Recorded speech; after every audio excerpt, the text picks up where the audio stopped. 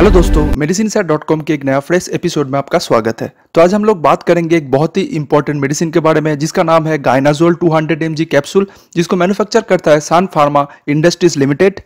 इस वीडियो को शुरू करने से पहले आप लोगों से एक रिक्वेस्ट है कि इस वीडियो को पूरा एंड तक देखिएगा ताकि कोई भी इंफॉर्मेशन आपसे मिस ना हो जाए। तो चलिए अब हम लोग जान लेते हैं इस मेडिसिन के कॉम्पोजिशन के बारे में। तो इस मेडिसिन में रहता है डायनाजोल 200 mg। तो चलिए अब हम लोग जान लेते हैं इस मेडिसिन के यूजेस के बारे में। तो इस मेडिसिन को यूज किया जाता है पेल्विक पेन मतलब पेडू में दर्द और इनफर्टिलिटी मतलब कि बांझापन की ट्रीटमेंट करने के लिए जो एंडोमेट्रियोसिस के कारण होता है। तो चलिए जान लेते हैं ये एंडोमेट्रियोसिस क्या है। एंडोमेट्रियोसिस एक बहुत ही ज्यादा दर्दनाक बीमारी है जो महिलाओं में होता है। महिलाओं की प्रजनन अंग जो आपको स्क्रीन में दिखाई दे रहा है, जिसमें यूटेरस नाम का एक जगह है, उसके अंदर एक लेयर होता है जिसका नाम है एंडोमेट्रियम। इसे एंडोमेट्रियल लाइनिंग भी कहा जाता है। तो नॉर्मली ये सिर्फ यूटेरस के अंदर ही रहता है, लेकिन एंडोमेट्रियोसिस होने से एंडोमेट्रियम यूटेरस से बाहर निकल के फेलोपियन ट्यूब, ओवरी, ये सब जगह पे छा जाता है। मेंस्ट्रुअल ब्लीडिंग के टाइम मतलब पीरियड्स के टाइम फैला हुआ टिश्यू से भी ब्लीडिंग होने लगता है। उसके साथ साथ इसका ग्रो भी होने लगता है और ये ब्रेक डाउन होके मेंस्ट्रुअल ब्लीडिंग के साथ निकलना चाहता है, लेकिन ये सब टिश्यू यूटेरस से बाहर होता है जिसके कारण ये वेजाइना से निकल नहीं सकता। इसीलिए वो वहां पे ही जाके रोक जाता है, मतलब कि ट्रैप हो जाता है। इसीलिए मेंस्ट्रुअल साइकिल के टाइम तब ये ब्लड नहीं निकल पाता है, इसीलिए दर्द भी बहुत ज्यादा बढ़ जाता है।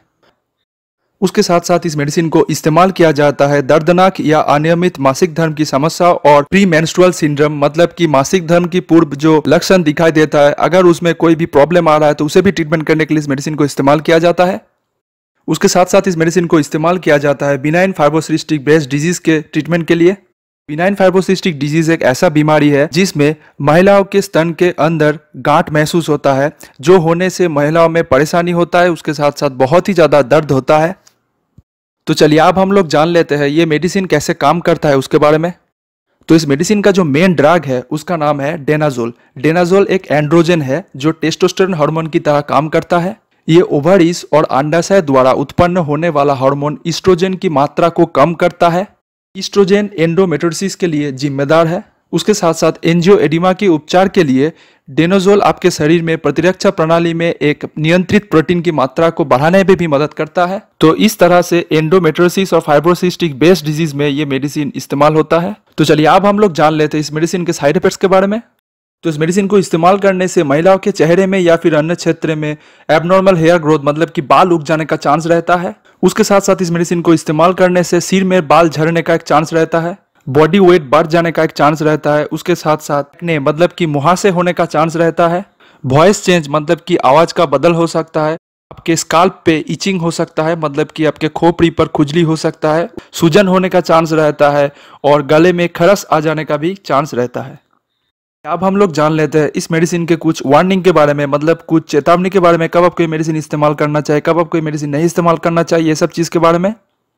तो अगर आप प्रेग्नेंट है या फिर प्रेग्नेंट होने चले हैं तब इस मेडिसिन को इस्तेमाल ना कीजिए, क्योंकि इस मेडिसिन को इस्तेमाल करने से आपके होने वाले बेबी पे इफेक्ट पड़ सकता है। अगर आप अपने बच्चे को दूध पिला रहे हैं तब भी इस मेडिसिन को इस्तेमाल ना कीजिए, क्योंकि इस मेडिसिन को इस्तेमाल करने से आपके बेबी पे इफेक्ट पड़ सकता है।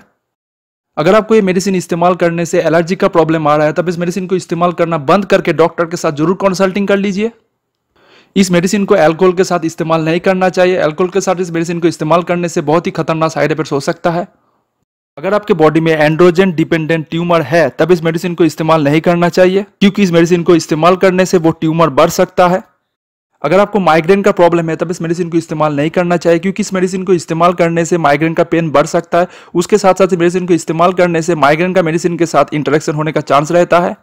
अगर आपको किसी भी तरह का लीवर का रोग है या फिर लीवर डिस्फंक्शन नाम का रोग है तब इस मेडिसिन को इस्तेमाल मत कीजिए, क्योंकि इस मेडिसिन को इस्तेमाल करने से बहुत ही ज्यादा साइड इफेक्ट्स हो सकता है।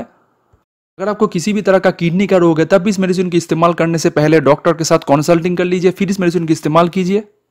तो चलिए अब हम लोग जान लेते हैं इस मेडिसिन के ड्रग इंटरेक्शन के बारे में, मतलब इस मेडिसिन के साथ साथ कौन कौन सा ड्रग नहीं इस्तेमाल करना चाहिए और इस्तेमाल करने से साइड इफेक्ट्स हो सकता है उसके बारे में। पिमोजाइड, वारफायरिन, लेफ्लुनोमाइड, एटोरवेस्टाटिन, नैलोक्सिजोल, ड्यूकुमारल एक्सेट्रा।